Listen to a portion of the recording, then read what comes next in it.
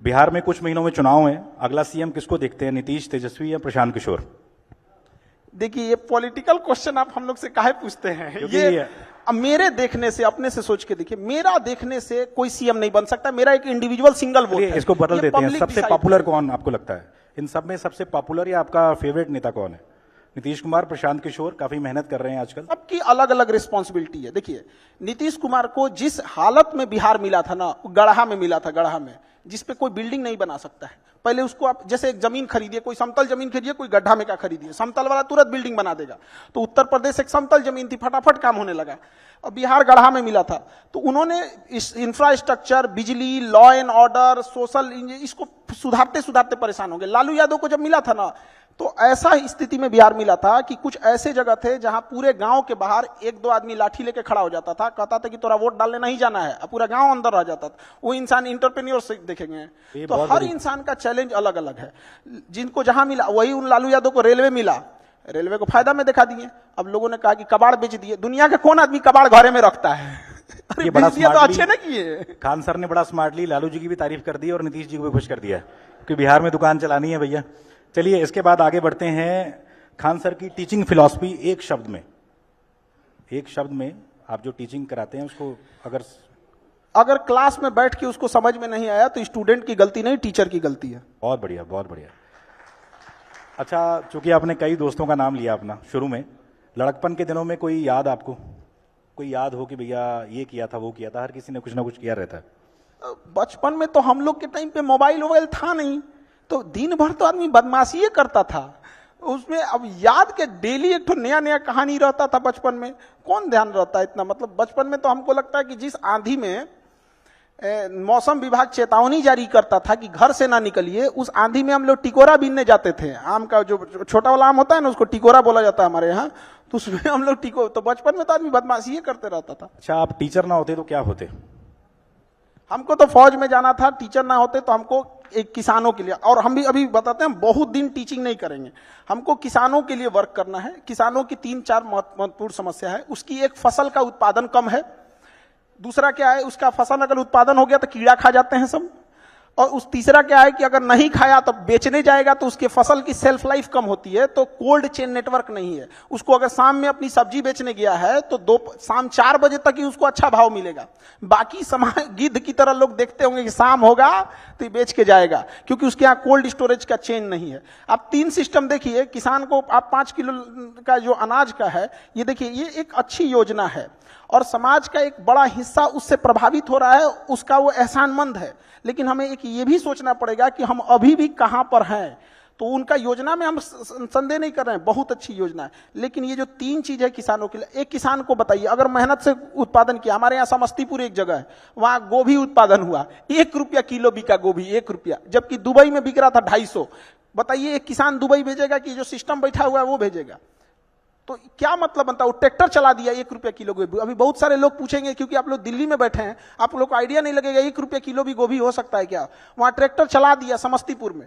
तो बहुत समस्या है। आप कभी उसके ऊपर देख के देखिए, इस देश में सबसे ज्यादा अगर किसी के पास कलेजा और बहादुर है सब ना, तो इस देश के किसान हैं सब। यहाँ हम लोग का ना, एक मोबाइल छूट जाएगा ना तो अरे धक धक होने लगा, कहाँ मोबाइल हुआ छूट गया। वो 6 महीने तक अपनी फसल पूरे खेत में छोड़ के आता है। कभी आग लग जाता है, कभी कुछ हो जाता है, कभी कुछ हो जाता है, कोई उसको पूछने वाला नहीं होता है। तो जब तक इस देश में किसान और महिलाओं का उत्थान नहीं करेंगे, कहां से आगे बढ़ेगा? आपने मोबाइल की बात की। देश के करोड़ों युवा जो रील पर सारा दिन फील करते रहते हैं, उनको क्या मैसेज देंगे? कितना टाइम वेस्ट कर रहे हैं अपना वो लोग? रील देखने से अच्छा है अपने काम की चीजें देखिए। अगर आपको 2 घंटा मोबाइल चलाना है तो 2 घंटा की जगह 3 घंटा चलाओ, लेकिन आप स्पेसिफिक देखो। अगर आपको कोई मूवी देखनी है तो मूवी देखो।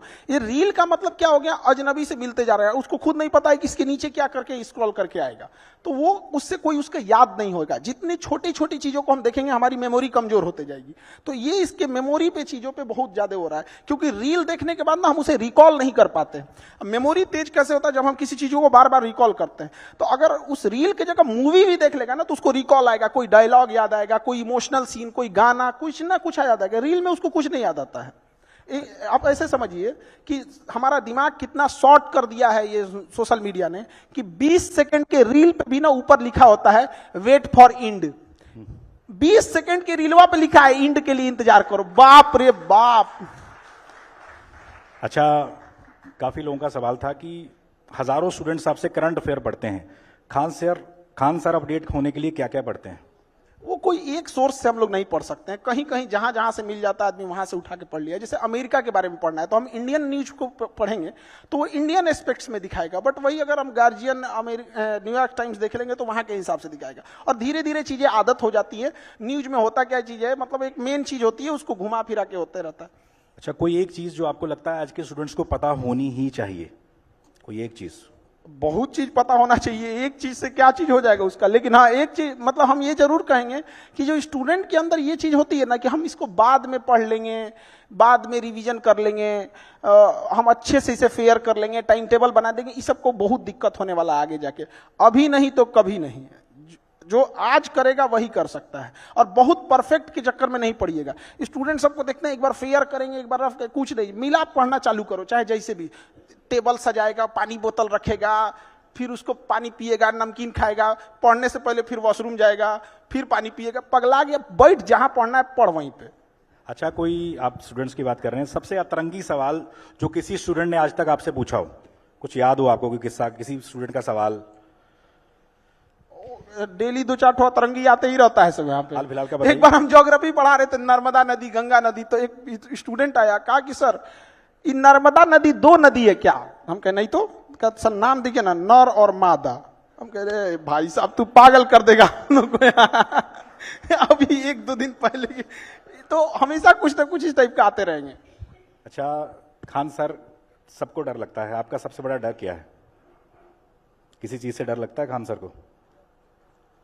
अलग अलग फील्ड में डर होता है, जैसे एक कोई चीज का डर नहीं होता। जैसे मान के चलिए एजुकेशन में एक चीज का ये लगता है कि जिस हिसाब से धांधली हो रही है, सीटों का कहां से कहां सीट कौन किसको बेच दिया जाएगा, तो डर इस बात का लगता है कि उन बच्चों का क्या होगा। हम तो यहां लड़ते रह गए कि भाई वो होगा, अब यहाँ पे जिसको कंट्रोल करना है वो कंट्रोल ही नहीं कर रहा है। हम तो इसी भरोसे बैठे हैं कि बीपीएससी हो जाए, यूपीएससी हो जाए, एसएससी हो, रेलवे हो, एनटीए हो, ये सीटों को रिजर्व रखे, मजबूती से रखे, और हम बच्चों को पढ़ाएंगे और ये लोग करेंगे। अब पता चला हम यहाँ बच्चों को पढ़ाते हैं, इधर धांधी हो जाते, मैं किसके लिए सजू, मेरा पिया आनहर है। अच्छा, 10 साल बाद खान सर, तालियां बज रही हैं अभी। अच्छा, 10 साल बाद खान सर खुद को कहाँ देखते हैं? क्या क्या सपना है आपका जो आप सच करना चाहते हैं? हम लोग प्रेजेंट में जीते हैं, 10 साल बाद जिंदगी कहां होगी आज से 10 साल पहले किसी को नहीं पता था 2015 में कि 2025 में क्या हो जाएगा। तो बहुत ज्यादा का प्रोजेक्शन नहीं होना चाहिए। हमको बस इतना लगता है कि हाँ, इतना जरूर कहना चाहते हैं कि एजुकेशन आज से 10 साल बाद भी कोई ये बात जरूर याद रखेगा कि कोई इंसान था जिसने एजुकेशन के लिए हमेशा के लिए लड़ते रह गए, चाहे जितना बड़ा ऑफर हो जाए, चाहे कुछ भी हो जाए, एजुकेशन के लिए हमेशा बच्चों के लिए लड़े थे।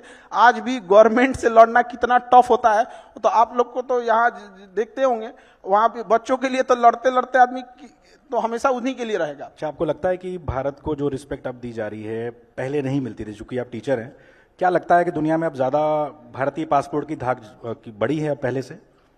पासपोर्ट का तो उतना नहीं कर सकते। एक चीज हम लोग को समझना पड़ेगा, ये जो अंग्रेज है सब ना, या दुनिया जो भी है, तो ये हम लोग का इतना बड़ा मार्केट है, 140 करोड़ लोग हैं कि डरेंगे तो इनके बाप, नहीं तो जिस दिन हम लोग बहिष्कार कर देंगे ना, अभी हम लोग डरा नहीं पाए हैं, अभी वो खुदे डर रहा है, हम लोग डराना चालू नहीं किए हैं। आज अगर हम अपना एंड्रॉइड बनाएं, अपना गूगल बनाएं, अपना फेसबुक बनाएं, तब उनको असली डर समझ में आएगा। अभी वो अपने से डर रहे थे कि भाई ये किसी दिन कुछ कर देगा यहाँ।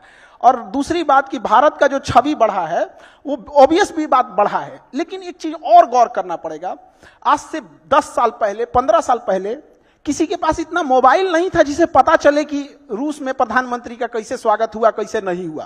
तो अभी जागरूकता बढ़ गई है। आज मोदी जी लैंड करते हैं तो दिख जाता है मोदी जी लैंड किए, उनको बस सैल्यूट दिया जाता है, दिख जाता है। लेकिन जब वही गुजराल साहब थे, अटल बिहारी वाजपेयी साहब थे, तो रिस्पेक्ट उनकी भी थी। वह व्यक्ति था जिसने अमेरिका के प्रधानमंत्री का फोन उठाने से पहले G20 भारत में अभी हो रहा है, G20 तब नहीं हुआ था। हाँ, G20 बहुत अच्छे से हम लोगों ने हैंडल किया। तो ऑब्वियस बात है कि हम लोग का ना फॉरेन पॉलिसी में बढ़ा है, बट थोड़ा सा गड़बड़ कहाँ हुआ है, आस पड़ोस में। आस पड़ोस में ये गड़बड़ हो गया ना कि हम लोग की छवि अलग टाइप की बनती गई है। थोड़ा जैसे बांग्लादेश, श्रीलंका, मालदीव, नेपाल, इलायची दाना बराबर देश हम लोग को, मतलब वो श्रीलंका, वो जिसके पास वो अपना जहाज नहीं था, वो मालदीव के पास अपना जहाज नहीं था, उसके प्रधानमंत्री को आने के बाद वो धमकी दे रहा है हम लोग को।